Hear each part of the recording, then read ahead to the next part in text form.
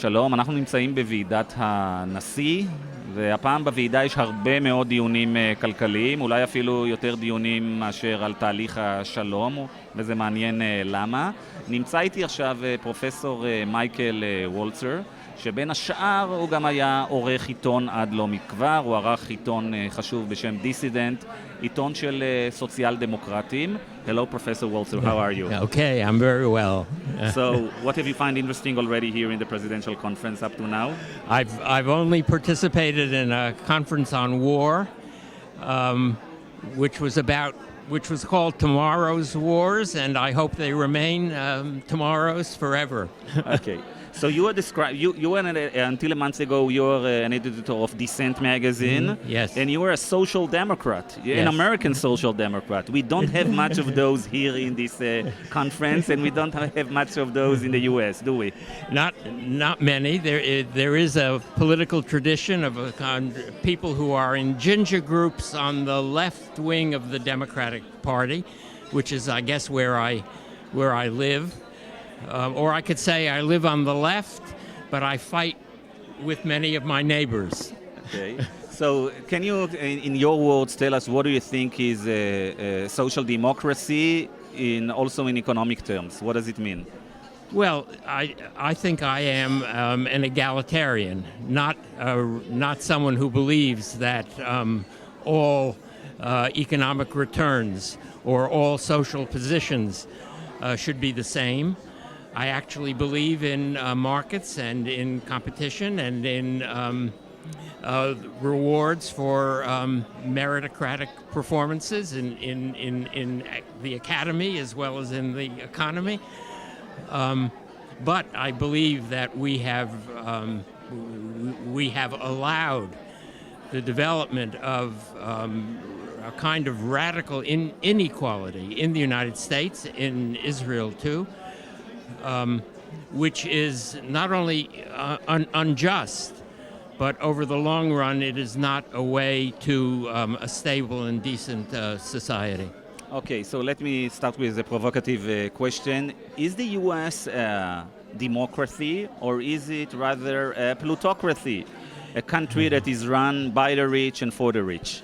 It is a democracy with, at this moment, very strong plutocratic, oligarchic tendencies, which need to be resisted. And one of the puzzles of American life today, and perhaps also in Israel, is that there are a very, very large number of people in trouble, in economic trouble, and people who may well be in economic trouble soon because their situation is precarious, and they are not forming a political force to change the policies of a neoliberal and you could say plutocratic government. And why that is so, I am not sure. In the United States, 50% of the population doesn't participate in elections, and those 50% include the people in greatest economic trouble. Okay, so if many people, maybe 50% of population, is not really aware of how the game is constructed and who really rules the economy and who structures the economy, what is the role of the leaders? What is the role of media? What is the role of public discourse? Are there many media outlets out there in the U.S. that talk about the issues that Dissent magazine writes about, social democratic ideas? Not many. The Occupy Wall Street movement of a year and a half ago raised these issues and got, according to public opinion polls, a surprisingly strong, sympathetic response in the United States, but it didn't build a social movement. And what we need in the United States now is an old-fashioned social movement, an effort to organize, to mobilize the people who are currently disenfranchised, not legally disenfranchised, but effectively disenfranchised by the education they get, the media to which they are exposed, the sense of vulnerability in their own lives. But can we really organize and mobilize those people when on the other side they are very organized, very focused and very small special interest groups? Well, we have done it in the past.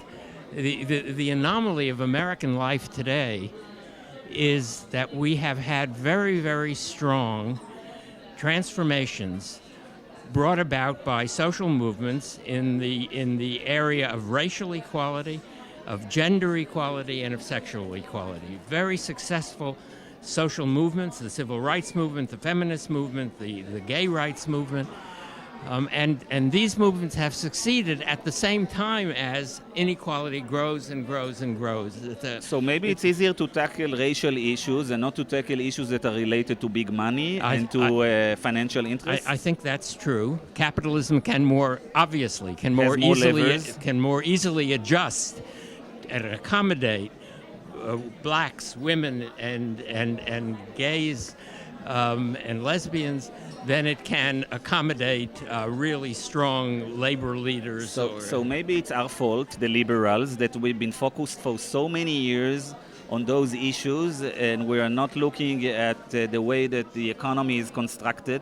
And being a liberal is just your opinions about what do you think about racial issues, about gender issues, and we forgot about that maybe being a liberal is also to see what kind of inequality that we have, what kind of politics that we have, and how does money and politics are mixed. Right. I think that's exactly right. I think identity politics has served certain purposes, certain important human purposes. The United States is better for being more open to blacks and women and gay people, but the leaders of these movements have not paid attention to the poor members of their own groups, let alone the general issue of inequality in the United States. And some people would argue that in Israel we have something of a story because many of us have been focused on the Palestinian issue, on the peace process for 20, 30, 40 years.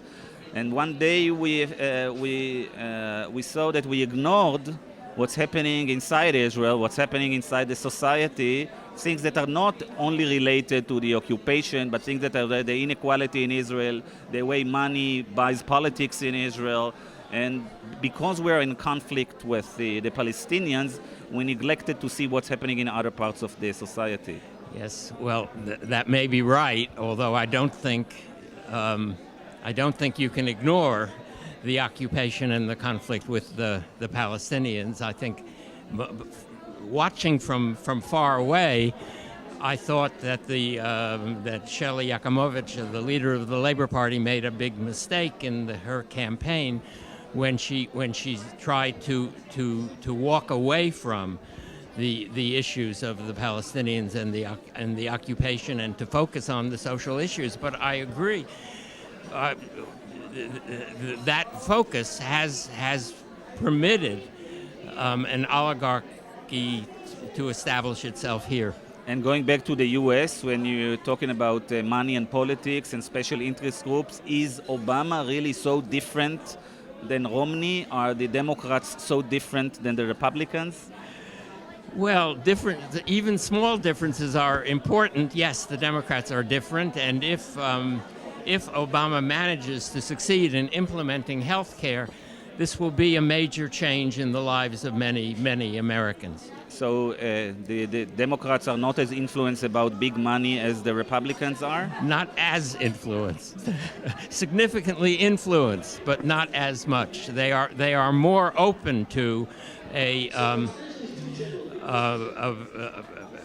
wanted to say a popular politics, but I don't want to endorse a populist politics, because one possible response to radical inequality is a kind of demagogic populism, and I think that can produce very short-term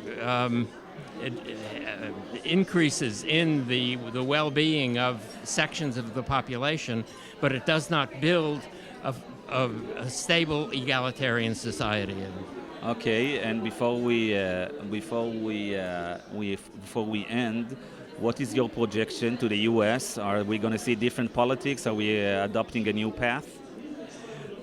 The American politics is more divided and more partisan than it's ever been in my lifetime.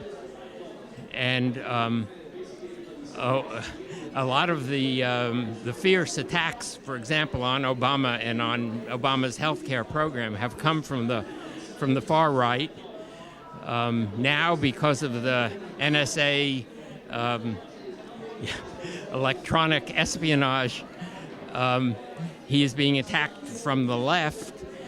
I think that we will be very lucky if we get the implementation of the healthcare program and perhaps some degree of immigrant reform, opening citizenship to the illegal immigrants in the United States.